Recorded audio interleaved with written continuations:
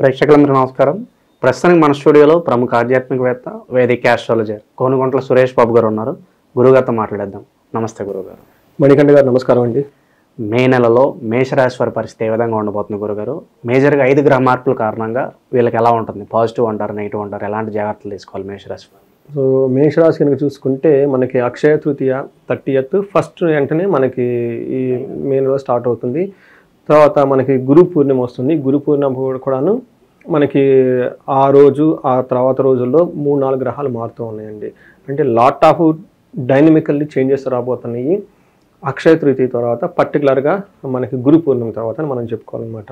ఎలాంటి చేంజెస్ మేషరాశి వాళ్ళకి రాబోతున్నాయి మనం చూద్దాం. మేషరాశి వాళ్ళకి మనం చూసుకుంటే ఇందులో అశ్విని 1, 2, 3, 4 పాదాలు, భరణి 1, 2, 3, 4 పాదాలు, కృతిక ఫస్ట్ పాదం అంతా మనకి మేషరాశిలో ఉంటాయి. పేరు బలం కనుక మనం చూసుకుంటే వీళ్ళకి చూ, చే, చో, లా, లీ, లు, లా, ఏ, లో, ఆ అన్న అక్షరాలు కూడాను మనకి మేషరాశిలో ఉంటాయి అన్నమాట. ఇంత గ్రహస్థితి కనుక మనం చూసుకుంటే సూర్యుని సంచారం వృషభంలోను, బుధుడు మేషంలోను, శుక్రుడు మీనంలో, కుజుడు వచ్చేటప్పటికి కర్కాటక రాశిలో ఉన్నారండి. వాళ్ళకి 2వ ఇంట్లో సూర్యుడు, 4లో కుజుడు, ఫస్ట్ హౌస్లో బుధుడు, శుక్రుడు 12వ ఇంట్లో ఉన్నారనమాట. ఈ యొక్క గ్రహస్థితిని బట్టి మనం చూసుకుంటే సూక్ష్మ గోచారం, లఘు గోచారం అన్న కాన్సెప్ట్ ప్రకారం మనం చూసుకుంటే ఏం చెప్తారంటే మన మహర్షులు వీళ్ళకి ధన ప్రవాహం బాగుంటుంది అని చెప్తారు. రెండోది శత్రువులతో కలిసి కూర్చొని మాట్లాడితే వీళ్ళకి పైచేయి అవుతుంది అని చెప్తారు. అంతేకాకుండా ధనం రావాల్సిన ధనం టయానికి రాకుండా ఆగిపోతూ ఉంటుంది. ప్లస్ ఉన్న ధనం వీళ్ళు కోల్పోవాల్సి వస్తుంది, పోగొట్టుకుంటారు. అంటే వచ్చేది రాదు, వీళ్ళ దగ్గర అంతకుముందు దాచిపెట్టుకుంటే ఇది పోతుంది. అదే న్యాచురల్గా అంతే కదండి, ఆ రొటేషన్ అవుతేనే కదా. రొటేషన్ మనకు రానిపోతే ఆటోమేటిక్గా ఉన్నది మనం పెట్టేసుకుంటాం కదా. ఇది ఈ ప్రకారంగా ఒక సర్కిల్లో కొంచెం ఇబ్బంది పడే సిచ్యువేషన్స్ వీళ్ళకి మేషరాశి వాళ్ళు ఉన్నారు. అందులోనూ షష్టగ్రహ కూటమి ఈలో కొంచెం ఇబ్బంది పడిన వాళ్ళు ఈ మేషరాశులు. ఎందుకంటే 12వ హౌస్లో చాలా గ్రహాలు ఉండటం వల్ల ఇలా కొంచెం ఇబ్బంది పడినాయి. అంతేకాకుండా మేషరాశి వాళ్ళు ఖచ్చితంగా ఉగాది రాశి ఫలాలు మే 2024 నేను చేసిన వీడియో అది మన ఛానల్ ఆల్రెడీ ఉంది కాబట్టి అది ఇంకొకసారి చూడటం ఎంతైనా ముఖ్యం. ఎవరైనా ఆల్రెడీ చూసుంటారు, బట్ ఇన్ కేసు ఎవరైనా మిస్ అయ్యి ఉంటే ఖచ్చితంగా చూడండి. ఎందుకంటే వీళ్ళకి ఏలినాటి శని స్టార్ట్ అవుతుంది. ఏలినాటి శని స్టార్ట్ అవటంతోనే వీళ్ళకి కొంతమందికి చాలామందికి సిగ్నల్స్ వచ్చేసినాయి, నెగిటివ్ సిగ్నల్స్ ఆటోమేటిక్గా వచ్చేసినాయి. ఆ సిగ్నల్స్ని పట్టుకొని జాగ్రత్తగా కేర్ఫుల్గా ఉండాలి. ఏలినాటి శని వాళ్ళ యొక్క భార్యలు ఇబ్బంది పడిపోతున్నారు కాబట్టి. అయితే ఫస్ట్ ఇయర్ అంత ఎక్కువగా ఉండదు, సెకండ్ ఇయర్, థర్డ్ ఇయర్ చాలా ఎక్కువగా పూన్ ఆ యొక్క తీవ్రత చాలా ఎక్కువ అవుతుంది. మణికంఠ గారు మీరు నమ్ముతారో లేదో, లాస్ట్ వీక్ మాకు క్లోజ్ ఫ్రెండ్ ఒకళ్ళు ఫోన్ చేశారు. కరెక్ట్గా ఉగాది పండగ 2వ రోజు, 3వ రోజు, 4వ రోజు అనుకుంటా వాళ్ళ మదర్కి స్ట్రోక్ వచ్చింది. అంటే పక్షవాతం బ్రెయిన్లో వచ్చేసింది. లక్కీగా వీళ్ళు ఎమ్మటిని రష్ అయిపోయి హాస్పిటల్కి తీసుకెళ్ళిపోయారు. వాళ్ళ లక్ బాగుండి మొత్తానికి డాక్టర్ గారు ఇంజెక్షన్స్ అవన్నీ చేసేసి సీవియర్గా వెళ్ళాల్సిన దాన్ని మొత్తం రిట్రైవ్ చేసి బట్ పార్షియల్గా స్టిల్ ఎఫెక్ట్ పడిందండి. ఒక 10-15% ఇవి చంపదంతా పడిపోయిందండి. వాళ్ళది మేషరాశి వాళ్ళకి ఏలినాటి శని స్టార్ట్ అయింది. మీరు చాలా నేచర్లో ఇలా చిన్న ఈవెంట్లు కేర్ఫుల్గా అబ్జర్వ్ చేసుకోండి. ప్లానెట్స్ మారినప్పుడు మనకి సిగ్నల్స్ వచ్చేస్తాయి ఆటోమేటికల్గా. సో ఈ సిగ్నల్ కూడా టైం అంత అనుకూలంగా లేదని చెప్పడానికి అంటారు. అంతేనండి. వీళ్ళకి మేషరాశి వాళ్ళది మేషరాశి. మా ఫ్రెండ్ వాళ్ళ మదర్ గారిది మేషరాశి. వాళ్ళది చూడండి స్ట్రోక్ కరెక్ట్గా 3rd డేనే వచ్చేసింది. ఇది చూడండి అది అంత తొందరగా పోదు. ఏలినాటి శనిలో వచ్చే బాధలు ఫైనాన్స్ రిలేటెడ్ కానివ్వండి, రిలేషన్షిప్స్ కానివ్వండి, ఆ డైవర్స్లు కానివ్వండి, లేదంటే లాసులు కానివ్వండి, ఇలా దీర్ఘకాలికంగా ఉండే వచ్చేస్తాయి. సో వాళ్ళు మా ఫ్రెండ్స్ కాబట్టి వాళ్ళకి ఆల్రెడీ ఒక రెమెడీ చేశారు. ఇన్ కేసు ఎవరైనా కనుక ఏలినాటి శని, అందులోనూ వీళ్ళకి ఏంటంటే థర్డ్ టైం వస్తుంది వీళ్ళకి. అంటే ఏజ్ కాబట్టి 60-65 ఉంటుంది కాబట్టి first time, second time, third time వచ్చే ఏలినాటి శని చాలా డేంజర్. ఎవరైనా కనుక ఈ ఏజ్లో ఉన్నవాళ్ళు ఇలా పర్టికులర్గా health related problems, only health related problems అంటే ఏలినాటి శని వల్ల రకరకాల ఇబ్బందులు పడుతూ ఉంటారు. కొంతమందికి హైలీ డామినేట్ హెల్త్ రిలేటెడ్ కనుక ఉంటే ఒక రెమెడీని మేము వాళ్ళ మదర్ గురించి అని డిజైన్ చేశాము. అది శనివారం చేయలేదు, రేపు వచ్చే ఎందుకంటే ఏలినాటి శనివారం కాబట్టి శనివారం ముహూర్తం పెట్టుకొని ఒక పెద్ద ప్రొసీజర్ పెట్టాను అనమాట. నాకు తెలుసు కాబట్టి అందరం కలిసి నాలాంటి వాళ్ళందరూ కూర్చొని, వాళ్ళు కూడా ఆధ్యాత్మికంగా యోగా మెడిటేషన్ దాంట్లో ఉన్నారు కాబట్టి వాళ్ళ కొంత శాస్త్రజ్ఞానం అందరం కలిసి ఒక యూనిక్ అయిన ఒక పద్ధతిని ఒక డిజైన్ చేసామండి ప్రోగ్రామ్. అది వాళ్ళకి చేయబోతున్నాం అనమాట. ఈ చూసిన వాళ్ళు ఎవరికైనా హెల్త్ ఓన్లీ ఎక్స్క్లూజివ్ హెల్త్ ఏలినాటి శనిలో ఉండి అర్ధాష్టమ శని అష్టమ శనిలో ఉండి హెల్త్ ప్రాబ్లమ్స్ మనకి ఎవరైనా కనుక ఫేస్ చేస్తూ ఉంటే ఈ ప్రొసీజర్ని చేసుకోమని చెప్పేసి డీటెయిల్స్ కావాలంటే మనకు కనెక్ట్ అయితే నేను వాళ్ళకి ఇస్తాను. ఇట్ కెనాట్ బి ఓపెన్ ఎందుకంటే people sometime they understand, sometime they may not be understand very well. దీన్ని మంచిదాన్ని మంచిగా అర్థం చేసుకోవాలనే ఉద్దేశంతో ఐఎమ్ నాట్ డిస్క్లోజింగ్ హియర్ అండి. అది ఒకటి డిజైన్ చేశాను. ఫస్ట్ టైం అటు యూనిక్గా అంటే రొటీన్గా కాకుండా కొంచెం డిఫరెంట్గా చేస్తున్నాను అనమాట. ఇలా వస్తే ప్రాబ్లమ్స్ ఇలా క్లూస్ వీళ్ళకి ఆల్రెడీ మేషరాశి వాళ్ళకి ఖచ్చితంగా వచ్చి ఉండాలి. Business related some little downfall, లేదంటే ఏదైనా రిలేషన్షిప్ భార్యాభర్తల మధ్య గొడవలు, లేదంటే సంథింగ్ ఒక్కొక్కరికి ఒక్కొక్క విధంగా ఒక చిల్డ్రన్స్ అయితే ఎడ్యుకేషన్స్లో వీక్గా ఉండటం, లేదంటే ఎంప్లాయీస్ అయితే ఏదో ఒక సమ్ నెగిటివ్ థింగ్ వాళ్ళకి ఆల్రెడీ ఎఫెక్ట్ అవుతుంది.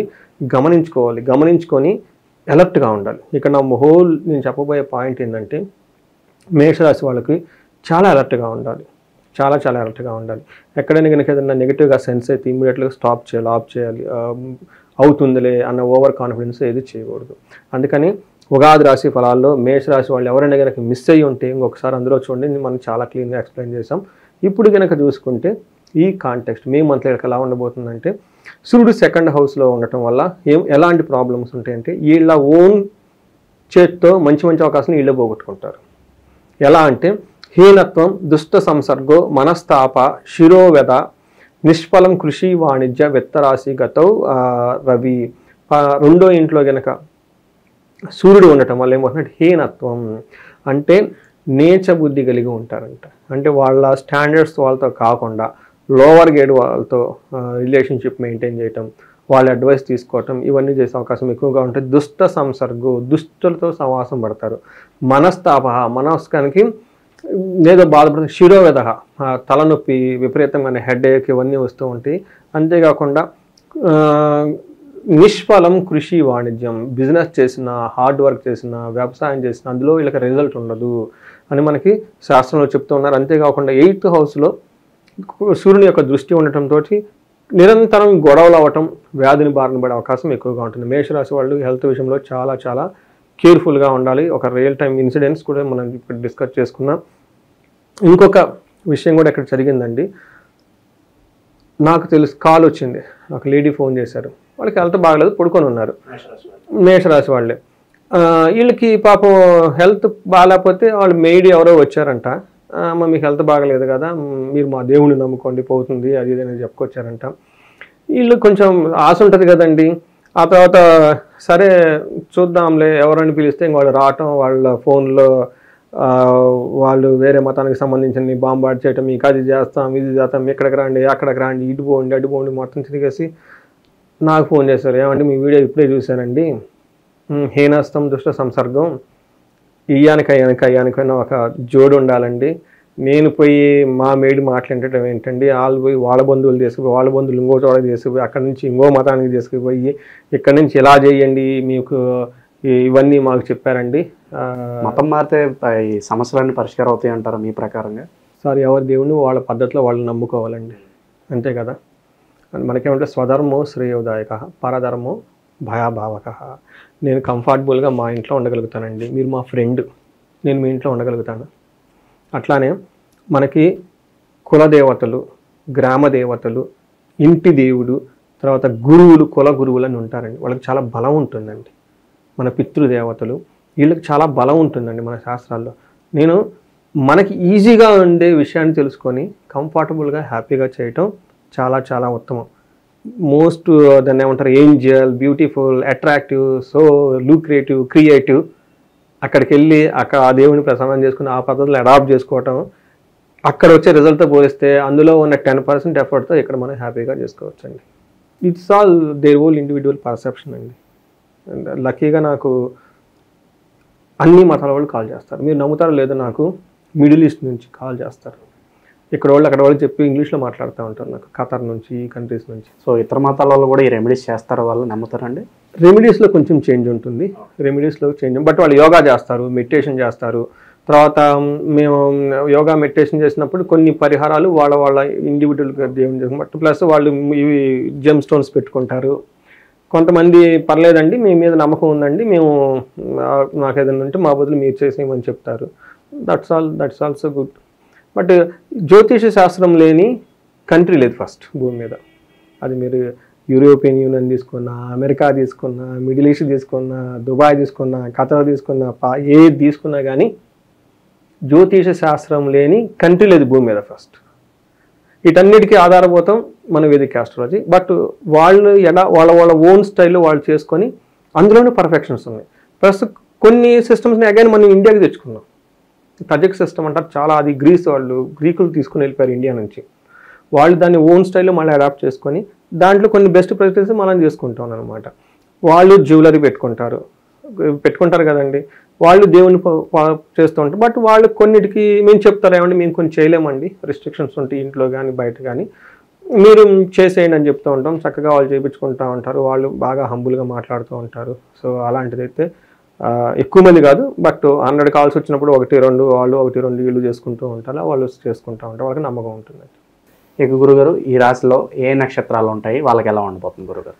సో నక్షత్రం ప్రకారం కనుక చూసుకుంటే వీళ్ళకి అశ్విని, భరణి, కృతిక 3 నక్షత్రాలు. అశ్విని వాళ్ళకి కనుక చూసుకుంటే సంపద బాగుంటుంది, ధనలాభం బాగుంటుంది, ఐశ్వర్యంగా ఉంటారు, జయప్రదంగా ఉంటారు. ఇంకేం కావాలి? కానీ వీళ్ళకి ప్రాబ్లమ్స్ ఏమిటంటే కలహము, నాశనము జరుగుతూ ఉంటుంది. ఏదో ఒక పని కనుక చేస్తే అందులో రిజల్ట్ రాకుండా ఆగిపోతుంది, గొడవలు కూడా అవుతాయి. భరణి నక్షత్రం వాళ్ళకి కనుక చూసుకున్నాం అనుకోండి, ఐశ్వర్యప్రదంగా ఉంటుంది, సంపదలు ఉంటాయి, ఓవరాల్గా కనుక చూసుకుంటే బాగుంటుంది. కానీ వీళ్ళకి కలహము, నాశనము జరుగుతూ ఉంటుంది. తర్వాత కృతికా నక్షత్రం వాళ్ళకి ఐశ్వర్యవంతంగా ఉంటుంది, క్షేమంగా ఉంటారు, సౌఖ్యంగా ఉంటారు, సంపదల ప్రకారంగా బాగుంటుంది. ఛాలెంజెస్ ఎక్కడ ఉంటాయి ఏంటంటే మృత్యు భయము, నాశనము, కలహము, అంటే గొడవలు అవ్వటము, అనుకున్న పని ఏదన్నా ఆగిపోవటము, అసలు ఫ్యూచర్ ఉంటుందా లేదా, అసలు ఎలా జరుగుతుంది అన్న భయంతో వీళ్ళు ఎక్కువ మంది ఉంటారు. ఇవి వీళ్ళకి నక్షత్రం ప్రకారం ఛాలెంజెస్ అండి. అగైన్ భరణి, కృతికా నక్షత్రం వాళ్ళు సూర్యుడు ఆ నక్షత్రంలో వీళ్ళకి ఉన్నారు కాబట్టి కొంచెం హార్ట్ రిలేటెడ్ ప్రాబ్లమ్స్ ఏమైనా ఉంటే కొంచెం కేర్ఫుల్గా ఉండటం ఎంతైనా అవసరం అండి. ప్రజెంట్ ఉన్న గ్రహస్థితి బట్టి గురుగారు వీళ్ళు ఎలాంటి రెమెడీస్ చేసుకుంటే బాగుంటుంది అంటారు? మరి వీళ్ళకి ఒక్కటే ఒక ప్రాబ్లం అండి, అనుకున్న పని మధ్యలో ఆగిపోయే అవకాశం ఎక్కువగా ఉంది. ఇది కూడా శుక్రుని యొక్క గ్రహం వల్ల జరుగుతుంది. వీళ్ళకి easy and simplest way method ఏమంటారండి, తులసి చెట్టుకి తులసి చెట్టుకి ప్రతిరోజు దీపం పెట్టడం. తర్వాత లక్ష్మీదేవిని మనకి ఏమంటారంటే మహాలక్ష్మి అష్టకం అని ఉంటుంది, దాన్ని ఎక్కువగా చదువుకుండటం. లక్ష్మీనారాయణ సంబంధించిన గుడులు అవన్నీ ఎక్కువగా విజిట్ చేయటం, లేదంటే లక్ష్మీ వెంకటేశ్వర స్వామి వీటి గుడులు ఎక్కువగా విజిట్ చేస్తుంటే బాగుంటుంది.